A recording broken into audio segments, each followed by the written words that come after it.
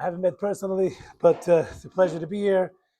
It's a pleasure to try to do Pesach in 45 minutes. That's a little bit of a tough call. Thank you so much for your support. Cause match is over, but you can always donate. And we're going to try to see how much we can cover. God willing, Rabbi Schloss is going to cover the Seder and the pertinent halachos of the Seder itself. So we're not going to discuss that. My hope and goal today is to discuss what Rabbi Katz put on the title was what you need to know. I'm going to try to make that as relevant as possible. So let's start with the halacha about 30 days before Pesach, which we are now within 30 days before Pesach. That started from Purim. Any place where it was not off limits were chametz, and we're going to define what chametz means in a moment. Anywhere where chametz was not brought or known not to be brought must be searched. What do I mean? So, first of all, what does chametz mean? Chametz means anything that is a derivative or originally itself from the 5 grains. The 5 grains are browse, right? Everyone knows what it is. Browse, right? Browse, barley, rye, oats, wheat, spelt. Those are the 5 grains according to the Torah. According to the Torah, that makes anything that when it comes into contact with water, leavened, unleavened bread, comes leavened bread, and yeast. That's what the Torah means when it says chametz, seor. Seor is yeast, which makes other things chametz, and chametz is something which is from unleavened to leavened bread. It went that the fermentation, it became chametz. Now, you may not be aware of all the things that we consider chametz. Of course, everyone knows bread is chametz. Of course, that's partial. I mean, any type of bread, any 5-grain bread, no matter what, is chametz. Yeah, what about your pastas and pretzels? And then we have derivatives of chametz.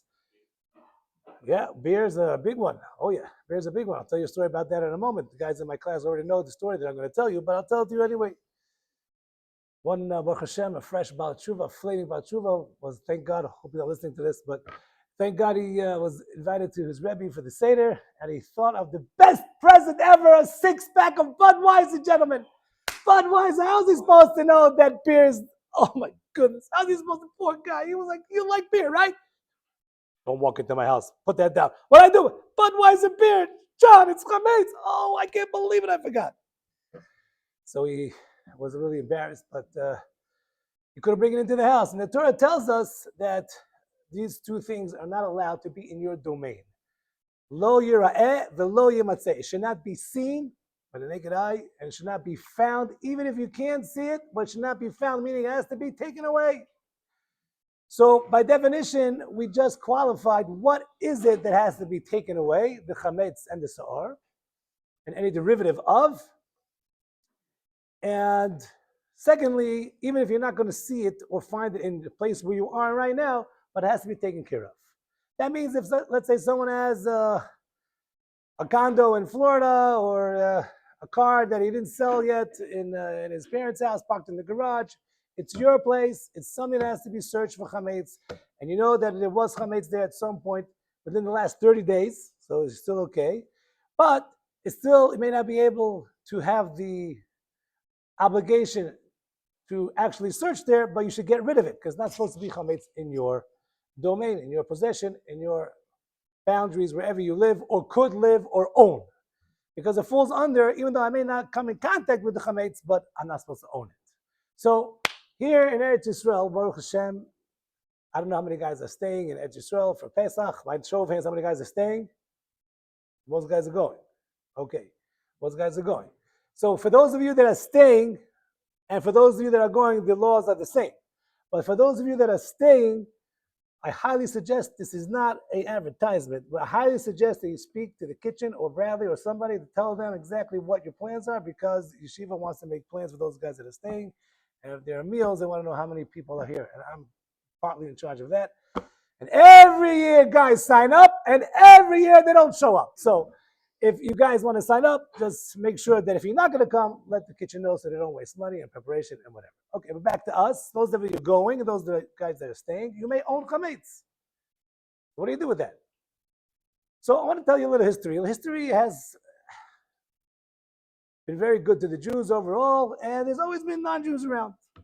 Yeah, if they bother us, they don't bother us, they've been around, right? So in order to get out of this problem that I have a lot of, let's say I'm a owner of a chain store, it's restaurants, I have loads of chametz. It's impossible for me to get rid of it. I have my business open till very close to Pesach. How am I going to get rid of those chametz? So the Chachamim, the rabbis instituted a very interesting idea, and that is you can sell it to a non-Jew for the duration of Pesach. That's right. You can sell your chametz to a non-Jew for the week of Pesach. Therefore, any chametz that you own is not yours anymore. Whether I have chametz in Florida, California, on the moon, wherever I was, will be, doesn't make a difference. I took care of my chametz. So you may say, Rabbi, here we go again, all the loopholes, here we go again, loophole. No. You don't understand, gentlemen. This has been a subject of discussion among the ages. There are people that will get rid of anything they own. There are people in Yerushalayim, in Jerusalem, they don't want to sell any chametz. They don't think that the sale is legal. But if you would walk into any rabbi that is selling the chametz on your behalf, and then you watch him when he sells the chametz for you on the eve of chametz to the non-Jew, you will see how serious this transaction is. So serious. Any which way, any type of acquisition is being done in order to maintain that any chametz that you own is not yours anymore, but belongs to the non-Jew.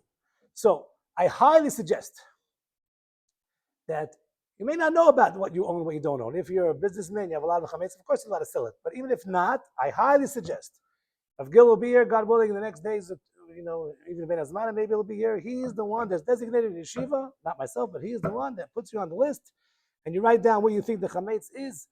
You don't have to pay him any money. He is now your emissary for you to sell on your behalf the chametz to the non-Jew. Now, that has to be sold before the eve of Pesach. The last time it could be sold is the morning of the eve of Pesach. That's April, you guys remember?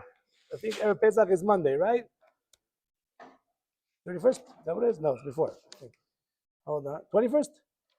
Hold on, let me see. Check. Okay, April 22nd is Erev Pesach. So April 22nd in the morning, all chametz must be sold. Must be sold. Now, if you're staying here, so then you speak to Rav Gil before that, he'll take care of it for you, no problem. If you're not staying here, I'm not sure where you're going. So now we have a machloket, we have a discussion among the rabbis. When are you supposed to get rid of this possession of chametz? By selling it to a non-Jew. Is it where the chametz is? If it is, and your chametz is in Israel, so then you're 7 hours ahead. And you don't want to fall into the category of owning chametz on Erev Pesach, even before Pesach sets in. You don't want to be in that situation, because then the chametz becomes off limits. You don't want to be in that. So what do? You have to sell it before the place, the time zone of where the chametz actually is.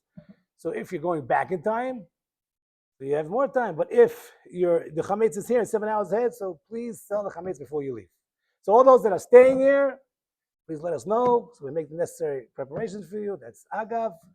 But more importantly is that those guys have to speak to Rav Gil. You don't have to sell your chametz before you leave, but ideally I think you should. So this way you know it's taken care of. You don't have to worry about it wherever you guys will be. If you're in a religious place, not a religious place, so this way it's taken care of. Now, again, all of this is talking about things that are edible, things that are made of the 5 grains, things that are derivative, all of these things. It does not include rice, beans, legumes, all the things that we determine is called kitniot. Kitniot is something that the Sfarim and Ashkenazim have a machloket about, whether you're allowed to have rice, peanut butter, rice cakes on Pesach. The Ashkenazim say absolutely not. The Sfarim say, yeah, no problem, bamba, no problem.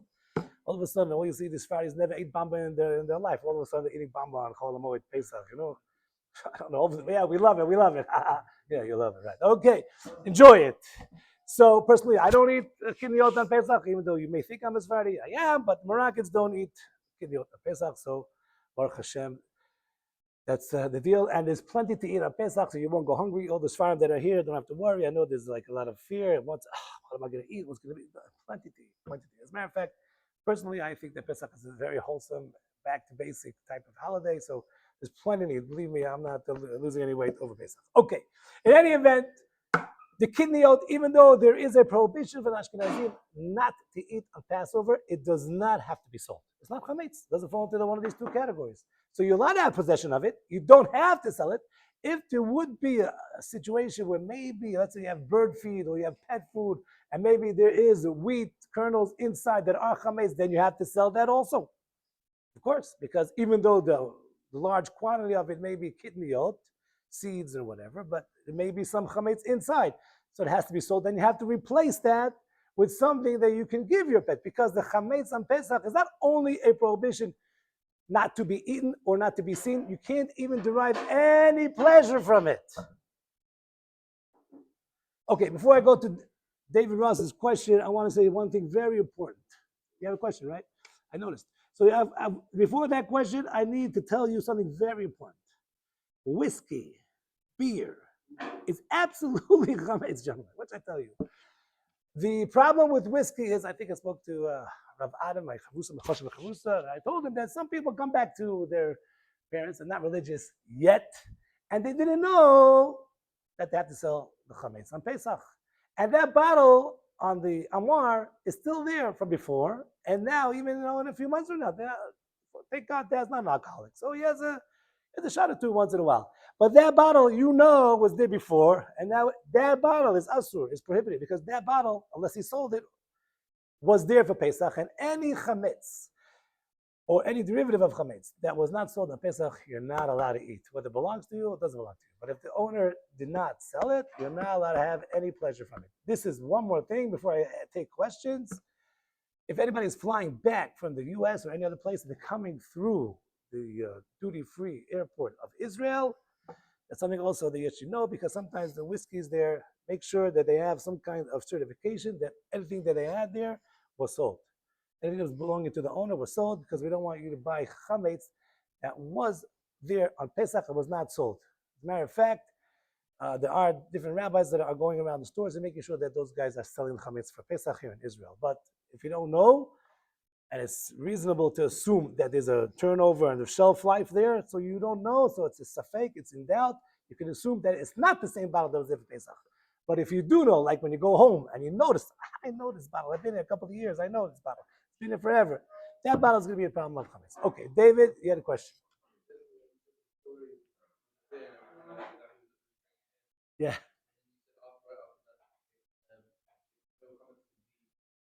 That's correct.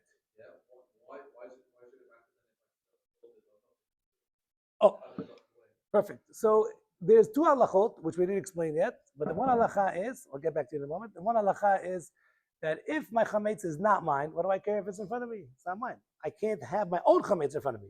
But Chazal said that we're afraid, since it's something that you're used to eating all year round, we don't want you to get in contact with it. We don't want you to see it. We want you to put it away, because on impulse, because you're so used to eating it, you may just, forget. You may take a bowl of cereal. You may take a slice of bread. You may. So it has to be put away and covered, so you shouldn't get to it easily. Say, why? Why is it? Yeah, I forgot. It's Pesach, exactly. So even though it's sold, it shouldn't be seen. That's why guys ask me to go back to whatever and say, no, I have some chametz. Let me put it in my dad and mom's refrigerator, and I'll leave it in the corner there. No, but that refrigerator is going to be used, and you're going to see it. So it easily gets used or pushed around, not in the same place. It's not a good idea. So if you have your own place and you sell that and you tape it, close, put it away, that's fine. But even though it doesn't belong to you, it still has to be put away. So this guy bought the beer. He doesn't want to put it. Doesn't want it in his house. And even if it wasn't in his house, it's in his entrance. He probably covered it. Probably covered it with something. We shouldn't see it. That's probably what he did. That part of the story I don't know, but he probably covered it. Does that answer your question? No chametz should be seen in your domain or at all. But listen, you walk down the street in Rova, you can see pita. I mean, the Arabs are not keeping Pesach. That's nothing to do with me. But in my place where I am, I should be away. Yes. Oh, okay. So far we discussed the products of food products. The Rabbi is asking, what about non-food products? So I have to tell you a little bit in all honesty, the world has gotten a little bit over the top about this, and they'll even have kosher Pesach toilet cleaner. I don't believe anybody is interested in eating or drinking toilet cleaner. I don't know what Brock can make on it. Probably Diana Emet. I don't know which one, because you probably poison yourself. But it's so why would I think that you need kosher Pesach? Why do I think? Why do I think you need kosher the Pesach? Well, it doesn't make sense. So there are certain things. Mouthwash comes into your mouth. Dishwashing soap touches the dishes and the food. But floor cleaners and other things may not need kosher Pesach symbol. All over the world, it's not just in Israel. All over the world, the kosher Pesach symbol has gone from everything from food to non-food to cups to cutlery to chad pami dishes, disposable dishes everywhere. So I can't tell you that it's a waste of money. I can't tell you whether you should or you shouldn't invest in it. But there are certain things, we're not going to knock away the whole thing because it's not totally fanatic. But these things that you know are poison, you do not need a kosher Pesach symbol on it. So the mouthwash and toothpaste and things that are in your mouth, yes, that is because it's coming in contact with your mouth. You're not necessarily ingesting it or eating it. So that's something that, yes, I suggest that you do get a kosher Pesach type mouthwash. That doesn't have to be sold, unless it has some alcoholic stuff inside, which I don't know if it does, but I doubt it does. But that could just be put away. It doesn't have to be sold. No. But I thought you were asking if it has to be kosher Pesach. That's what I thought you were asking. It should be put away. It should be put away because the feeling is that if it's coming in contact with your mouth, so your mouth was 100% clean from other chametz. You have to understand that when we deal with chametz on Pesach, we're dealing with what's called a mashuhu. A mashuhu means that we don't want you to ingest even the smallest amount of chametz, even a crumb of chametz. How far do we have to go? Very far. Anything that comes into your mouth, we want you to make 100% sure that you know that that's far away. So all these things, your toothbrush should be a new toothbrush for Pesach, your mouthwash should be a new mouthwash for Pesach with the kosher Pesach symbol, etc., etc., etc. And therefore, all these things that come in contact with food or food type things or your mouth, that should be put away. I'll just go over to one of the things that is very common, medications. I don't know if different medications. So different medications, each medication needs to be considered on its own, but as a rule, overall, the capsules and the tablets are usually not chametz. The syrups, that's when we get involved in when it has a suspension of syrup, so that's when we get involved with kitniyot type things. Not necessarily chametz, but kitniyot type things. So if it's a tablet or a pill or something, someone needs some kind of regimen of medication, take a look at it, ask, let's see what's going on. If there's a substitute that's viable, I suggest you look into that. If not, we'll have to deal with it. But if it's a syrup, then it could be more of an issue. Okay, it could be. But if it's only kitniyot, then we allow for medicinal purposes, even though the Ashkenazim won't eat any kitniyot. But if it's for medication, then we allow the medication to be kitniyot. Should be no problem. But you have to do your homework to find out what exactly it's made out of. Okay, let's go back. So I made my search for the chametz on the night of the 14th, which this year, God willing, is going to be Sunday night, right? Monday is Erev Pesach. Tuesday night is Pesach itself, Leil HaSeder. So that means that Monday night is the night of the 14th. I must search for my chametz everywhere in my room, all my cupboards, all my pockets, all my candies, even in my coat pocket, in my suitcase, everywhere that I have, in my cubby that I have in yeshiva where I put things. I should make sure that nothing is there. I don't want to get caught. It's my surprise. Oh, I open up my Gemara, Baruch Hashem. Oh my gosh, there's my licorice that I was looking for the whole time. There it is. I use it as a bookmark. I forgot all about it. So take care of it before. So it's not so crazy. People have these things that happen to them. But it'll take you more than half a minute, maybe take you 5 minutes, 15 minutes, but you must clean here in yeshiva. You are responsible for your place. You're not responsible for the other guy, but you're responsible for yourself.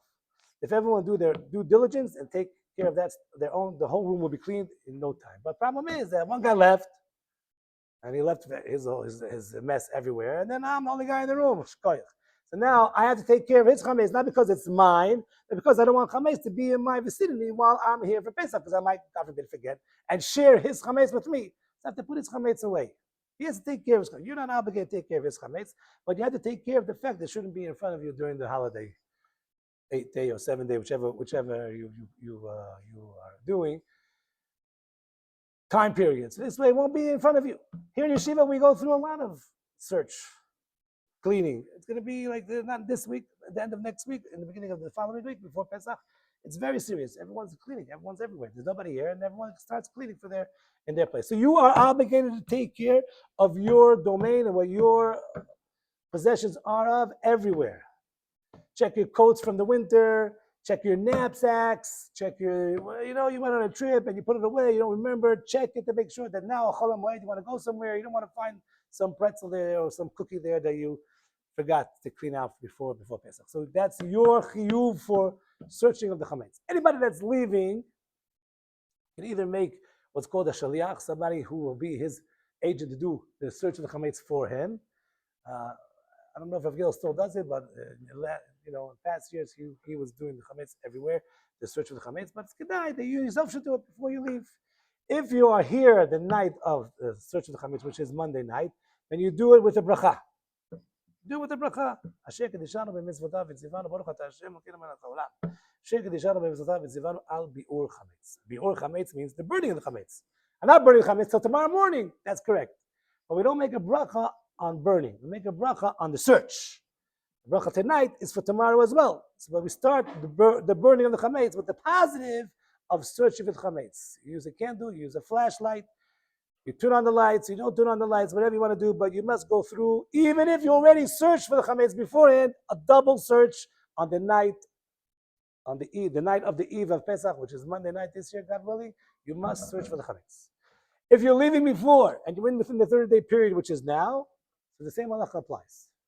Before you leave, make sure everything is neat and put away.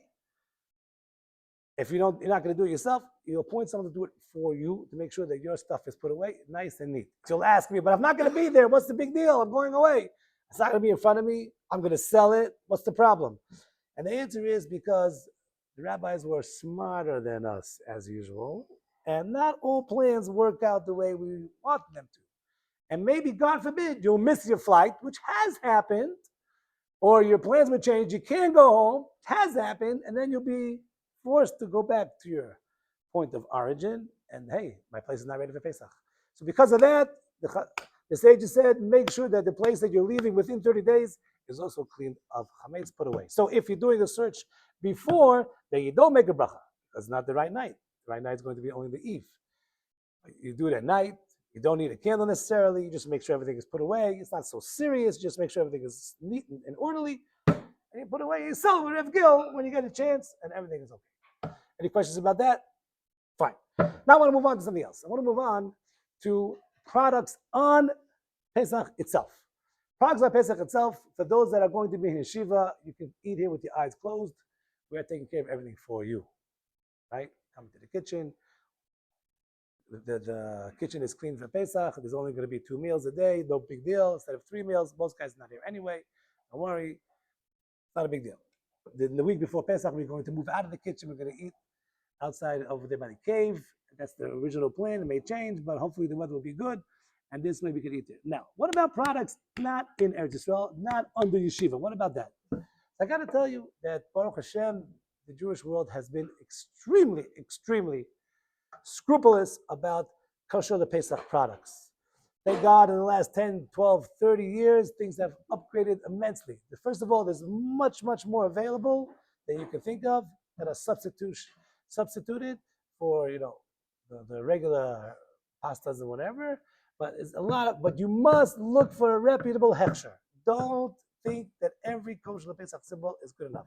I'm not here to advertise. I'm not going to advertise, but I'm just telling you that there are different standards, and wherever you're going to be, you have to know that is something that you have to look for. You have to look for a hechsher, a supervisional symbol that allows the food to be eaten. Okay, so let's say I'm going back home to my parents, and they don't keep Pesach yet, and I do. What do I do? Okay, so we're in for a little of a challenge, maybe a big one than we think. So first of all, my room or whatever I own, my car, whatever it is, has to be cleaned.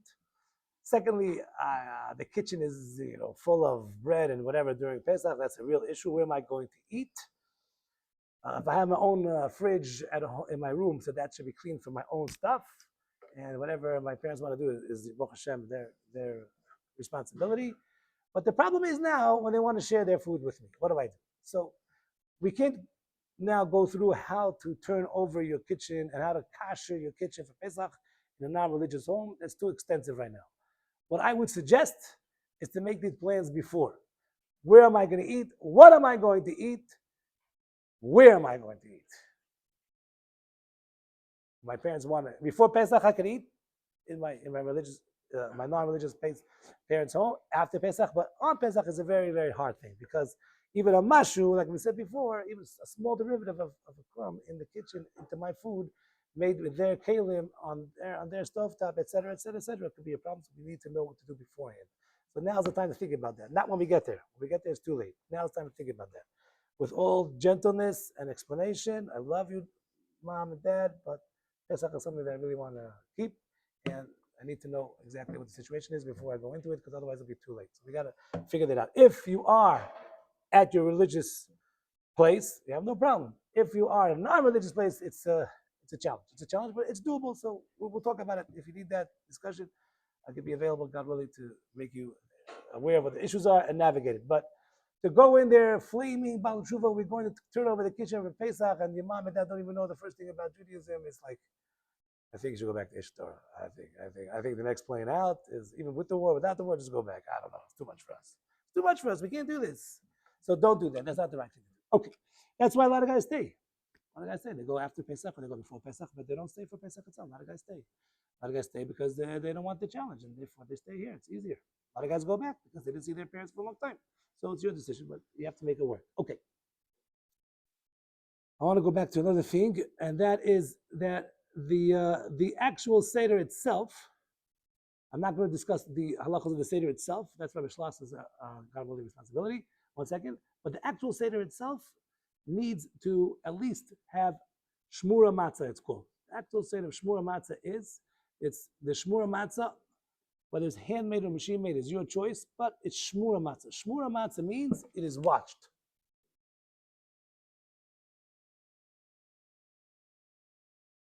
Shmura means, comes from the word shamor, like shamor v'zachor. Guard and remember Shabbat. Shmur matzah means that this matzah was washed. What was it washed from?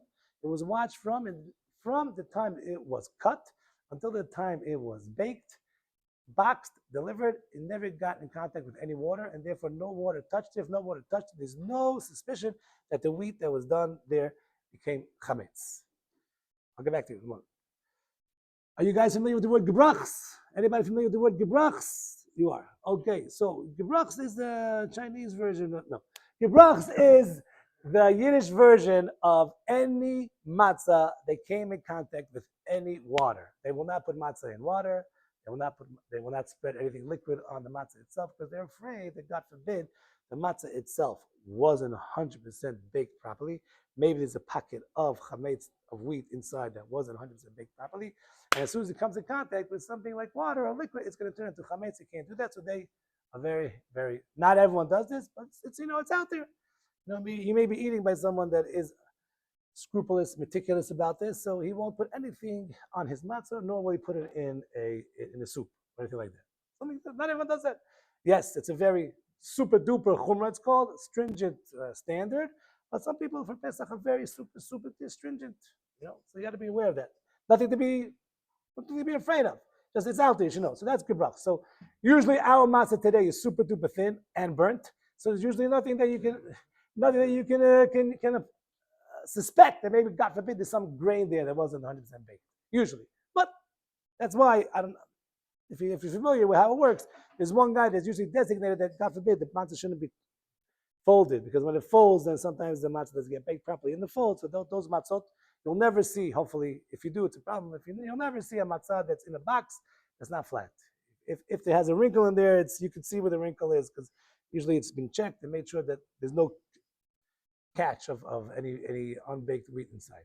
That's gebrachs, and that's what you should be aware of. So that is not a fanatic chumrah. There's nothing fanatic on Pesach. Pesach is the holiday for stringency. A holiday for stringency. Everyone goes all out and makes exactly what's possible. And obviously within reason, but it's not a fanatic thing, and that this way it gets intense, but with the right attitude we can overcome. Yes. Here's your thoughts on like gluten-free bread. I have a son-in-law who is a gluten-free / celiac, I guess someone who needs to, I won't call him sufferer, but he's limited. They have a very hard time with matzah, especially because there's a mitzvah deoraisa. Rabbi Schloss will tell you there's a mitzvah, biblical mitzvah, to eat a kazayit, three sizes of olives the night of the Pesach. So those people that are gluten-free or very super sensitive to that. They can't eat it. So there's today, thank God, oat matzah. Believe in that? It's oat matzah. Spelt depends. Oat matzah. Oat. There are people that are not 100% so sensitive. Some people are sensitive to wheat, not sensitive to spelt. There's less gluten in spelt. There is a little bit of gluten in spelt, not as much. So it depends what you are. But there are today in the U.S. for sure, even in Israel. So you should look into that. If someone like of your family is celiac, so you should look into that. There's a lot of things that are available. Not exactly the best tasting, not exactly the best digesting, but for the mitzvah, people use it. Now, I want to point out that this is different than the rest of the holiday. The rest of the holiday, you're not obligated to eat matzah. Not obligated to eat matzah. You're only obligated to eat matzah the night of the Seder. And that's why this is the most important thing to remember. Most everyone is makpid, scrupulous, very careful to use matzah shmura, because that's the best possible matzah on the night of the Seder to be used. Best possible matzah. And for the mitzvah, we want to do the best possible option. For those that are celiac people, so they use oat matzah, that's matzah shmura. So you got to invest in that.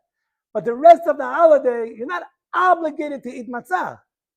You can starve also, but you can't eat chametz. That's what you're obligated in. You can eat everything else, but you're not obligated to eat matzah. So therefore, if you're thinking about this, the only time you make a bracha, asher kedishanu b'mitzvotav al achilat matzah, is only on the Leil HaSeder. A guy eats the kazayit matzah on the third day of Pesach, let's say, for argument's sake. He eats without a bracha. There's no mitzvah to eat matzah. God forbid he can't eat chametz, but he's not obligated to eat matzah. So therefore, the obligation, the mitzvah asay, the positive obligation to eat matzah, because it says it in the pasuk, ba'erev tochilu matzot, you should eat in the evening of Pesach, to commemorate the nace, to commemorate the unbelievable exodus of the Jewish people that we became a nation, is only on the night of Pesach. That's what everyone's obligated. So I suggest that you invest in at least matzah for the Leil HaSeder. After that, you can eat anything you want as long as it's not chametz. I hate to say this in public, but the restaurants are not going to be available, gentlemen. Whatever's available is available, but most restaurants are closed. Most serious restaurants with a serious hechsher are closed because they don't want to get involved. I don't want to turn over the kitchen and make a kasher Pesach restaurant. It's super duper hard. So most restaurants are closed. So a lot of the availability, if you're not happy with yeshiva's menu, you may not find anything better somewhere else. Just so you should know, I'm not telling you not to go, but I'm just telling you that it may be hard. So the matzah that you're supposed to be eating, matzah shmura, ideally is on the night of Pesach. Okay. So because of the biblical standard, that's why you're obligated to invest in it. But the rest of the holiday, you're not necessarily obligated to eat matzah as long. That's why, if you're thinking about it on Sukkot, anytime I sit in the sukkah on Sukkot, it's a new mitzvah because I'm obligated to eat in the sukkah for 7 days. I make a bracha leshev b'sukkah for 7 days. But on Pesach, I don't make a bracha for the 7 days. I don't make a bracha only on the first night because that's the obligation, and that's it. Okay. I want to just touch upon one subject which I know everyone's probably waiting for: the 2-day, 1-day dilemma. So I usually don't do this, but because we have another few minutes, I want to just give you the guidelines. Usually, I grill the guy to bits. He comes to me and says, Rabbi, I want to keep 1 day. I live in Israel. I want to be in Israel. I want to marry a girl who wants to live in Israel. My parnasa. Israel's the only place to be. I want to do whatever I want, but not in America and Israel. I'm done with that place. Really? Right. You have parents? Yeah. They give you money? Yeah. They're still supporting you? Yeah. You have a girlfriend or somebody you want to marry? Not yet, but maybe. Where should you live? In America. Boom, done. You finish university? You still have a degree? You're going back to finish university? Right, done. I grill him. Why do I grill him? Because I myself kept 2 days for a long time, maybe too long. I myself thought that I'm going back to America. Baruch Hashem, I'm here 30 years later. But I thought after 2 years of marriage, I'm here. I'm going back. Thank God, I'm here for 30 years. Can't year boo. Amen. Amen. Okay, so therefore, I don't plan on going back to America. But that is the decision you have to make. So I'm not giving you all the clues how to convince me to give you a psak, halachic decision of 1 day, 2 days. But I will tell you that it has to be more realistic than idealistic. I'll say that again. It has to be more realistic than idealistic. Everybody wants to live in Israel until they actually do it. Like, "No, I'm not sure. I don't know. It's a little hard. I'm not fit in. I'm American. I'm Israeli. I don't speak Hebrew. My wife, my kids, in school. Right. So what happened? You just told me, no, that's the only place it's going to be. How could you not live in Israel? What's going to be? You want to raise your children in America? You know what's going on? Anti-Semitism? What, are you guys crazy? Right. So why are you going back? I have to. So that conversation has to be now, not then. So if you're thinking about 1 or 2 days, so you have to think about it seriously, because if you be an Israeli, then you were born here. You're an Israeli resident. If you're not an Israeli, so then you're becoming an Israeli resident. Nothing to do with the fact that you're making Aliyah or not. That's more of a financial decision more than anything else. Most of the time, halachically, it doesn't really change much. But what does change is your mindset. And your mindset has to be seriously considering, seriously. We are not prophets. God forbid there should be no unreasonable or unforeseen things that change people's plans. God forbid. But excluding that, normal situation, you make a decision, you want to stay here, then you're a one-day man. The guidelines are you ask somebody like myself or somebody big that's not like me, somebody big, but you ask someone who takes the responsibility. Why? Because basically he's saying that the 8th day of Pesach, you are allowed to eat chametz because you're a one-day guy. That's a responsibility.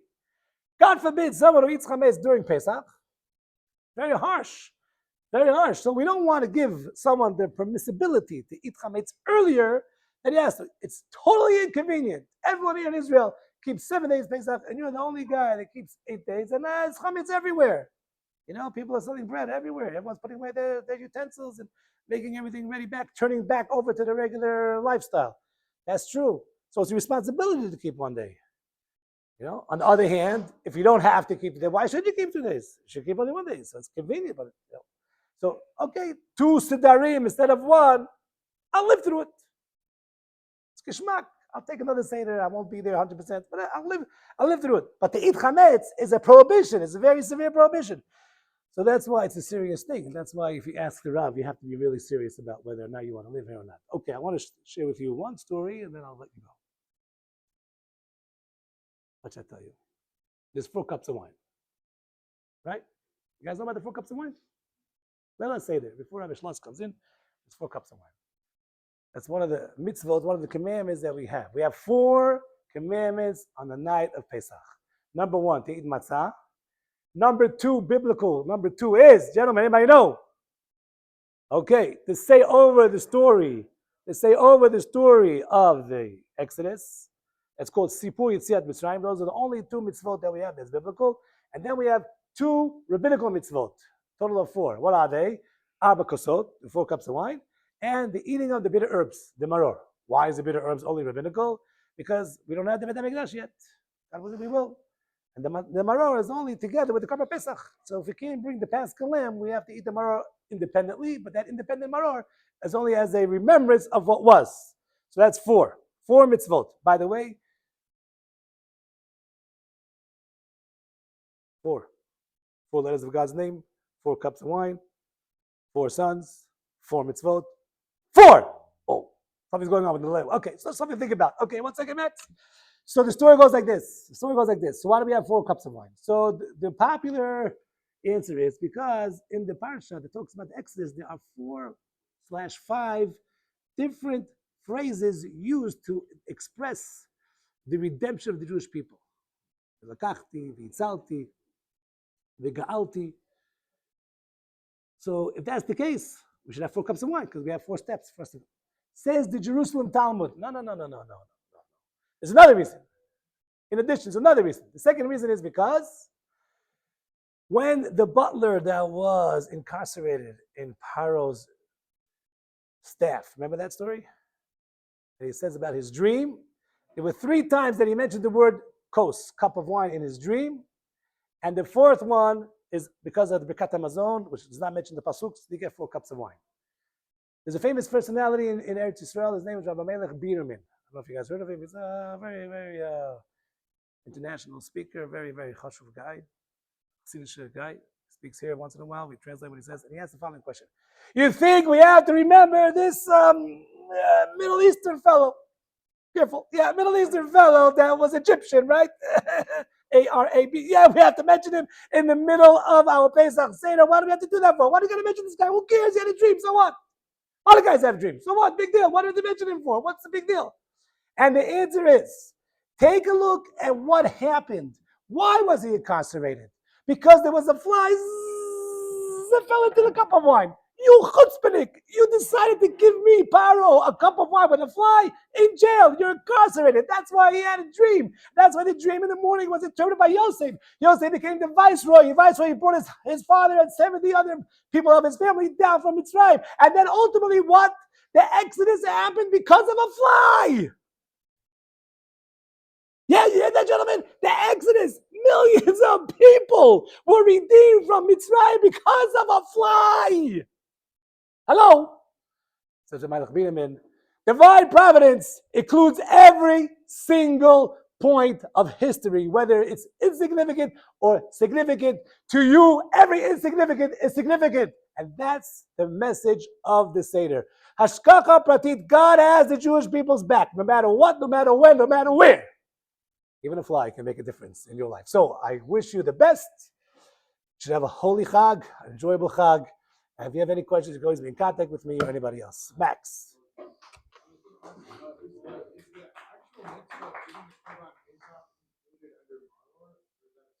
It's a separate mitzvah. But the Maro can only be, Korban Pesach is independent, but Maro is included in Korban Pesach. So we don't have the Korban Pesach, we don't have Maro. That's the problem. But if we were able to do the 100%. According to Rambam, according to the Mishnah, there was Tzli mentioned. But we don't do it because we don't have the Beit HaMikdash. God willing, someday. Okay, gentlemen, thank you so much. I'll get it for another. Thank you so much, brother.